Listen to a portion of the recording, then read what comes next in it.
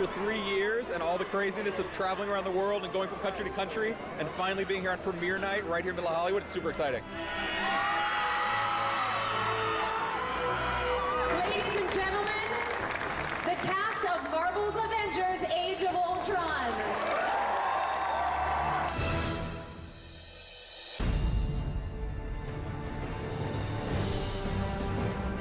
Here we are, it's day one, principal photography. We're in Italy. Environmental, this place is gorgeous. It's unlike anything we had in the first movie, and it's just a ton of texture. Everybody's pretty excited. There's something about being out in the field and being in the middle of Italy. You're in this town that we've got the whole place shut down. You have 5 intersections, cars overturned, you have real explosions. It's a great way to sort of kickstart a shoot, you know, on location. That makes you feel authentic. Aaron and I are coming in cold, basically, and so it was nice to have our own substantial work with our characters before coming onto set with all those intimidating people. Coming back after being away and seeing each other was a very sweet reunion. We all, as actors, went on this journey together through this wild thing that became Avengers 1. It's all common ground now, and it's not quite as daunting as the first time round. I was talking to Robert and Chris and a lot of the guys before we started shooting, and all of us were looking forward to coming back and kicking it off again. I never want to work with these kids, but I'll get them there. In this one, we're together a lot, which is great for us, terrible for Joss, because it's tough to wrangle 10 crazy actors that love each other. Oh my God. We're about to get yelled at. Them having that kind of comfortable ease with each other is a delight. Every now and then, it's an exhausting delight. Today we have some balls and chocolate. Is that enough balls and chocolate? That just happened. Here we are in Robert's trailer. We didn't get the one he asked for, but we feel we did pretty well. This is Avengers Tower. This is what Stark Tower became after it was destroyed. It's just sleek, elegant, futuristic.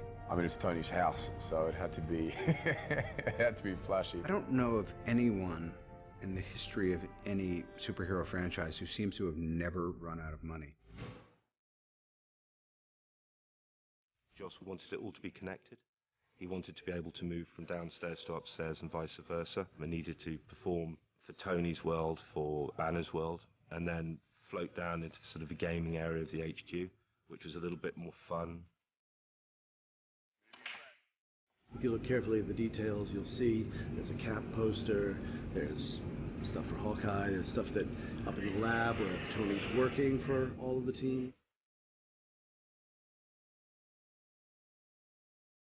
This is really our sort of giant science fiction space, and we put it at the beginning of the film because it has this grand, optimistic, things are going well feeling. We have a party here at the house, because who wouldn't have a house party here? We ended up realizing we have this big Avengers Tower set, we want Ultron to attack right here. Because instead of having it built here and then fly away and attack across town, it seemed more visceral to kind of have the attack happen right here in this big, huge space, because if you build a set this big and you don't blow it up, you're doing something wrong.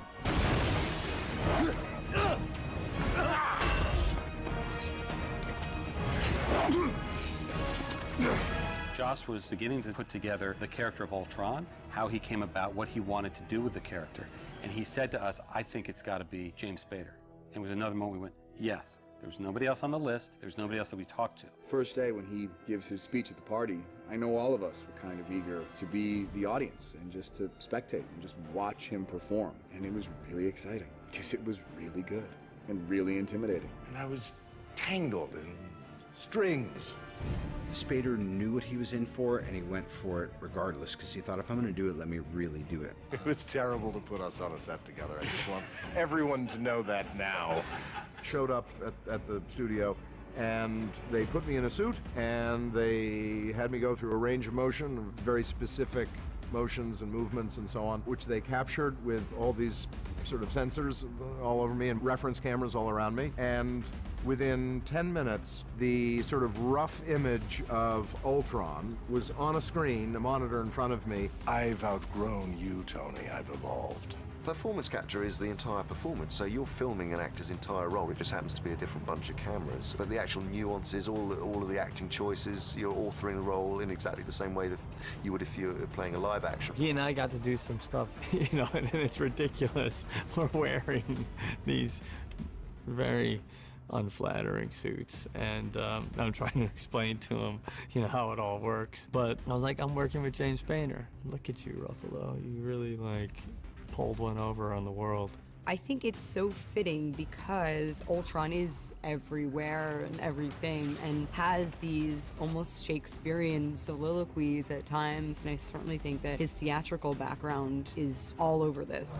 You know, this church is in the exact center of the city.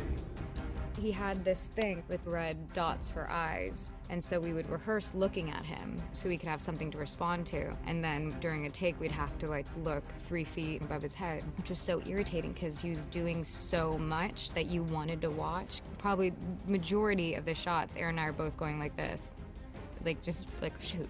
We didn't want Ultron just floating out there by himself. We wanted him teamed up with someone. We wanted there to be an opportunity to have the twins help carry some of that villain burden. These characters are integral to the Avengers comic books. We also wanted to have another powerful female character. I wanted not just a new perspective, but a new visual language. She can get inside their heads. He can move so that everything is super slow. That's going to give me a language I wouldn't have used in the first one. When it comes down to Pietro, we went through a very large number of testing and looks so that we can feel that it was organic. We didn't want it to be about the effects per se, so we looked at, you know, various blurs and trails. We ended up with something which I think is pretty simple but also pretty sophisticated and sort of elegant as a solution for Pietro. There's this blue streak trail. When I run fast, you'll see that, you know, if the light catches it, it'll have that kind of sort of a lightning bolt sort of strike.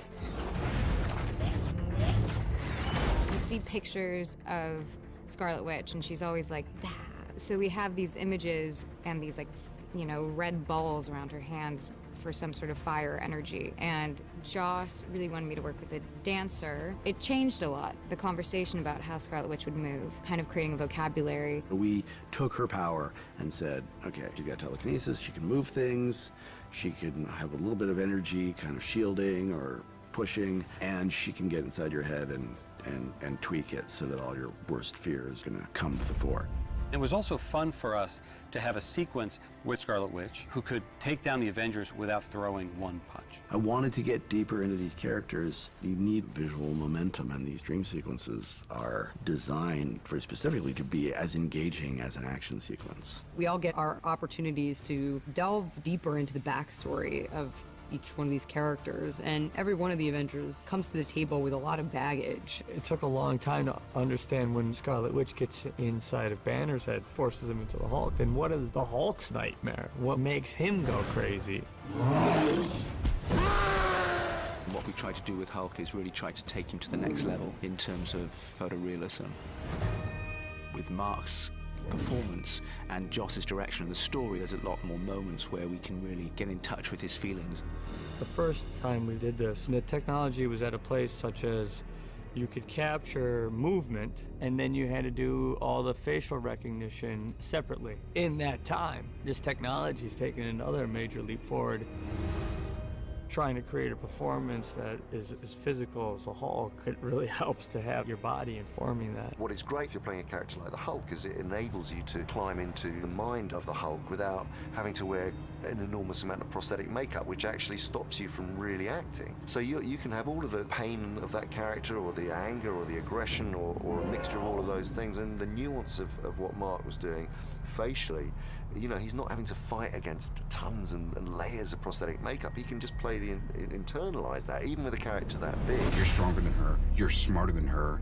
You're Bruce Banner. Right. Don't mention puny Banner.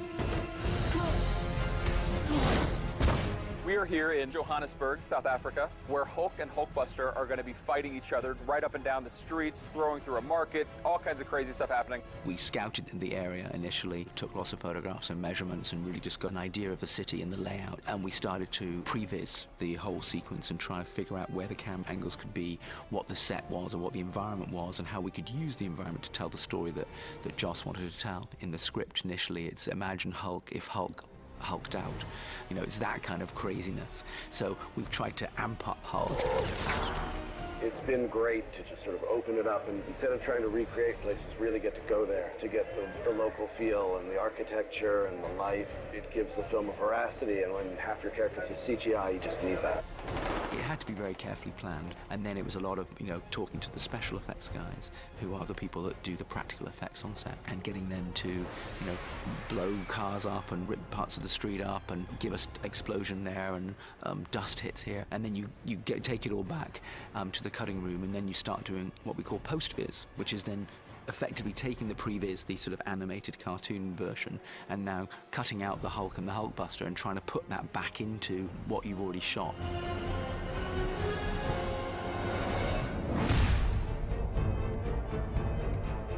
Right after they've had their visions, when all of them are realizing how disconnected they are from their own feelings and past and thoughts and how messed up they are, they're confronted with a normal family life. It puts a weight on, oh, this is why we do what we do. Everyone has to sort of take a look at themselves of like, oh yeah, what we're doing is really not quite so important. This is what it's really all about. Seeing everybody on set in costume and standing there with everybody, it's pretty fun to watch. It's pretty fun to see all those superheroes come to life. This is like a family of people that, you know, kind of get together and have these powers that act real normal in terms of how they react to each other, how they sit around, eat, drink, talk to each other, or have brotherly fights and this, that, and the other. Isn't that why we fight?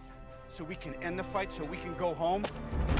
These movies are so successful because they resonate with the audience. The characters are multifaceted and they struggle, and they are unlikely heroes and sort of reluctant heroes. Being able to embrace that and take it to an unexpected place, I think, is one of the first ideas Joss had on this film. There's enough interpersonal and character stuff going on that you have something to hold on to when you get into the big set pieces. We are in the heart of Seoul. We are at Gangnam. You see all the tall buildings. It's really busy. I'm so excited and so proud as a Korean that we're shooting Avengers 2 here. The South Korean government was unbelievably helpful and inviting to allow us to do a massive sequence there. Korea is a very, very cutting-edge technological society, and they love the notion of us going there and showcasing that. And we have one of the biggest street chases we've ever had in a Marvel film right there through the streets of Seoul. The idea that we're going to shut down huge parts of Seoul, close off major intersections. We said it's the equivalent of shutting down the 405, the 101, the 10, all in the middle of Los Angeles, all on a weekday. We've been maneuvering through 6, 8, 10, 12 cars at high speed, chasing the motorcycle, following it at its best speed. We're kind of hitting speeds at 50, 60k. No, it's pretty quick when you're hanging on the back of a door. Those driving sequences are pretty amazing. You know what's in that cradle? The power to make real change, and that terrifies you. I wouldn't call it a comfort. Going back to, I would say it was production on the first Avengers film. And Joss was very, very interested in Ultron. And there were some ideas about how Vision, obviously the most important AI character in our universe up to that point, could play a part in that. I said, if you make a second movie, you gotta be Ultron, and then he should make the Vision, but they should put Jarvis in the Vision, and then Paul Bettany can play the Vision, because only Paul Bettany can play the Vision. I was just so pleased to see him transcend what you thought Jarvis was and bring into being what the Vision is and actually kind of exceed our expectations. It is a privilege to be among them. For me, just personally, it's a nice sort of continuance of this thing, because I've kind of been involved in this whole thing right from the beginning. The depletion rate of palladium is increasing exponentially, sir. And I'm sort of annexed. You know what I mean? I've always come in right at the end. It's been fun, but it's really nice for me to sort of finally be a part of it, you know, physically. Iron Man's the one he's waiting for. That's true. He hates you the most. Joss came to show me the initial drawings and stuff. I totally flipped, and I didn't think for a minute what that was actually going to mean to me physically in terms of how we were going to achieve that on a daily basis. I get put inside this, you know, rubber balaclava that is then glued to my face, and it's a lot of prosthetics. The makeup is actually amazingly quick, I think, for what is accomplished. It's about an hour and a half. and then there's a robot muscle suit that goes on. I wear a cooling suit that has piping that goes all around me, and they plug it in and ice water runs through it and keeps me cool. It's a little like being inside a gin and tonic. I can't hear very well because I've got this thing over my head and there's only this much of my own skin showing. It took me a couple of days to figure it out. You know, we made a few holes so I could sort of hear conversation, and I read a lot. The idea was we'll do it all in.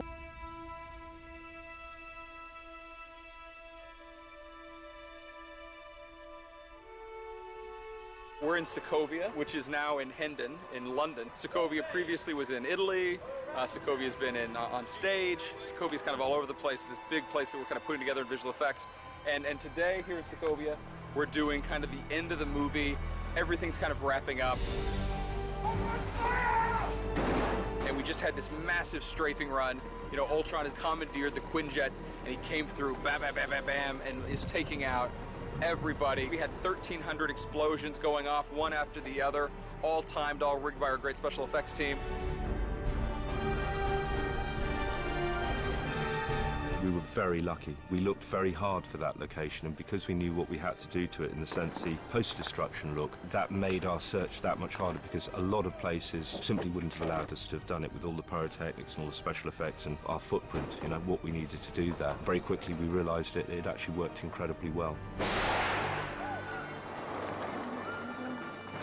Watching it be destroyed slowly but surely was pretty amazing to see, you know, this beautiful statue that Aaron and I were laughing about, you know, pretending it was us. And then, like, later when the world's ending and their limbs are gone and there's, like, a children's playground that's a tank. Like, it's just, it had a lot of humor as well. I really loved that set. Because that was a world. That was a whole world.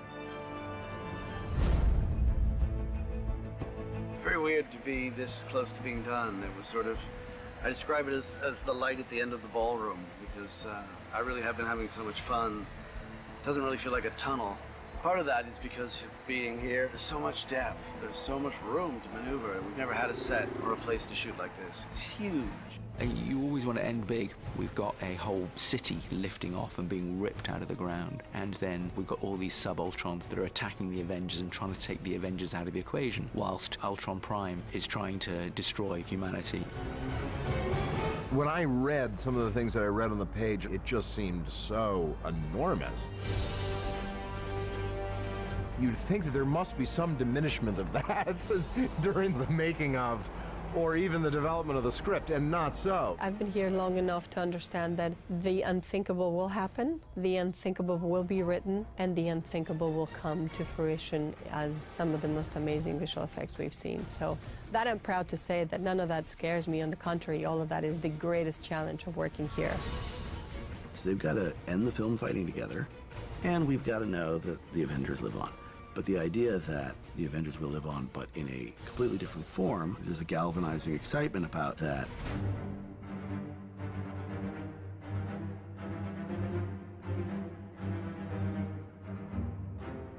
My favorite part about Avengers Age of Ultron is what's brought into potential at the end. The fun of the comics is the shifting roster, is the notion that the Avengers begin as a certain roster of people, but over time, some characters go off into their own adventures, new characters come in. So for us, that was always part and parcel of the concept of the Avengers. So it was always the idea that we were going to mix up the teammates. I feel like this is really a kind of a feeling of an ending of an era and the beginning of another, and I welcome it. I think it makes the audience even that more invested in our interpersonal relationships and the future of these characters, so that's pretty cool. To be able to create this spectacle and have it be something that you can crawl inside and feel the life within it, I think that's this film in its finest form.